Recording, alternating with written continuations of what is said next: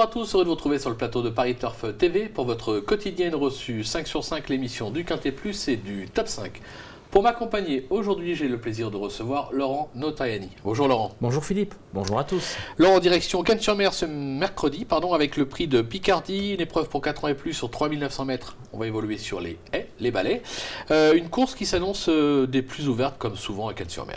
En effet, les événements qu'on nous propose cet hiver à Cannes-sur-Mer sont des lots qui sont plus ou moins corrects pour le meeting. Mais c'est une épreuve en effet ouverte avec des chevaux qui ont déjà bien fait sur ce profil et d'autres qui ont moins d'expérience. Après voilà, c'est pas une épreuve très ouverte en effet.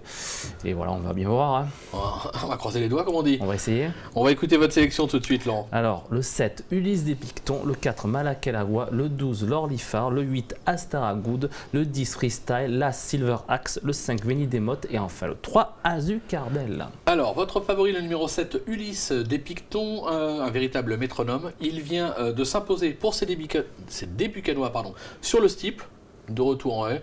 Pas d'inquiétude à avoir. Non, en effet, je ne suis pas très inquiet pour le destin de ce pensionnaire de Yannick Fouin qui réalise un meeting vraiment formidable. Il reste donc sur 2 succès. Le dernier en steeple sur Cannes, il découvrait le profil, il se débrouillait très bien. En haie, c'était l'avant-dernière fois, il gagnait. C'est un concurrent qui est actuellement en plein boom.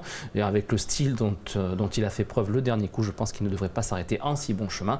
Et je tiens à préciser que le duo Yannick Fouin-Kevin Nabé n'est autre que le tenant du titre avec Quart de Rome.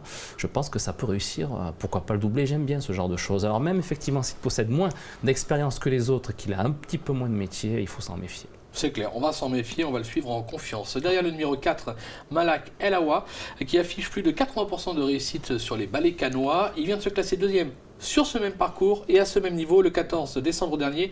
On va le voir, là le cheval est en tête, on se dit, bon, peut-être pas parti pour la gloire, mais logiquement il devrait lutter pour la victoire. Il va sauter la dernière haie, toujours en tête, pas de souci, pas d'inquiétude à avoir.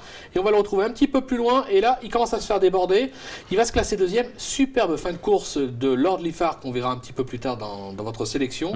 Mais sur cette perf, on est obligé d'y croire. C'est un concurrent qui possède beaucoup de tenues, on l'a vu, il s'est montré très courageux pour conserver la deuxième place. Vous avez dit 80% de réussite, en effet, sur les balais canois et c'est 67% aussi sur le parcours qui nous intéresse. Donc ce sont des références qui attirent l'œil. Il compte plusieurs places au niveau des listed race, donc il est carrément plus capé que mon favori.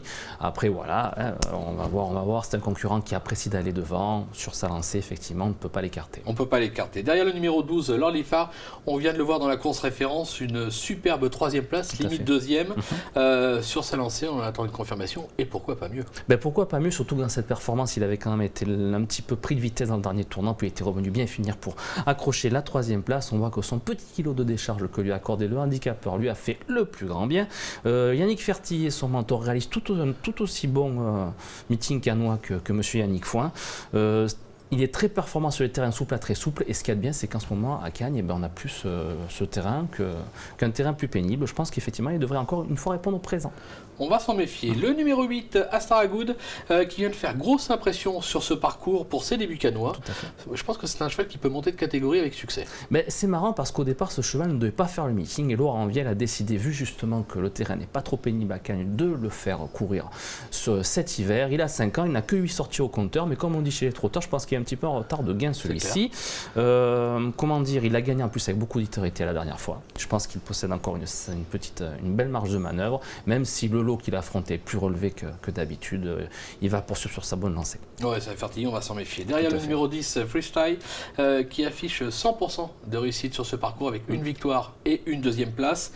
C'est l'entraînement Fertillier, on va pas le négliger non plus. Il m'a beaucoup plu la dernière fois dans le prix Cardiff, il était une des bonnes notes de cette épreuve, il avait été un petit peu pris de vitesse entre les 2 dernières difficultés, il s'était bien relancé, il avait bien fini, il vaut beaucoup mieux que les réclamés dans lesquels il a été cantonné pendant pas mal de temps. Certes, son entraîneur le connaît peu, mais il lui donne beaucoup de potentiel, il en attend pas mal de lui, et en plus c'est 100% de réussite évidemment sur les azuréennes, donc je pense que ça peut le faire. On peut pas l'écarter. On peut pas. Allez, un petit bonus pour finir, puisque Gilles Pommade a joué au téléphone Brice Duchemin qui présente le numéro 3 Azucardel.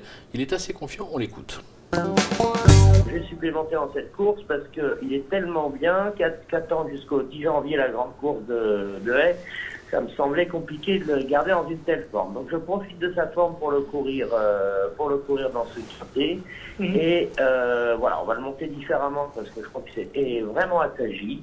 On va pouvoir le monter comme les autres. Je l'espère en tout cas, parce que c'est un drôle de caractère. Et puis voilà, on va essayer de tirer notre épingle du jeu dans cette course. Mais je le cours parce qu'il est vraiment très très enfant, très très enfant. Bon, on l'aura compris, vu l'estime que lui porte son entraîneur, on va surtout pas l'écarter, ça peut être une cote amusante. Le cheval est vraiment extra, vous l'avez mis en 8. On s'en méfie, c'est un cheval qui peut brouiller les cartes. Hein. Ben, comme beaucoup d'entraîneurs dans cette épreuve, ils ont décidé de surfer sur la vague du succès de leur pensionnaire, alors qu'au départ, ils n'attendaient pas si bien que ça pour les présenter à nouveau dans la catégorie des quintés plus. On leur fait confiance une fois de plus. On va se quitter, Laurent, avec une petite pépite dans la 6e, je crois. Alors là, on descend un petit peu de catégorie, c'est un réclamé, c'est la 6e épreuve et c'est le 2 Rolita Isker. Rolita Isker, autant pour moi, qui est entraîné par monsieur Patrice Lenog. Il est d'ailleurs dans sa catégorie dans les épreuves où il est à vendre. Certes, il vient de bien faire sur plus court, mais je pense que l'allongement de la distance ne lui posera pas de soucis. Il s'est déjà placé au niveau listed, il a vraiment la pointure du lot qu'il affronte. Je pense qu'il peut frapper fort. Il peut frapper fort et donc l'emporter. C'est assez logique. Laurent, merci pour toutes ces informations. Merci de nous avoir suivis. Bon jeu à tous et rendez-vous très vite sur le plateau de Paris Turf TV. Au revoir. Merci à tous. Au revoir.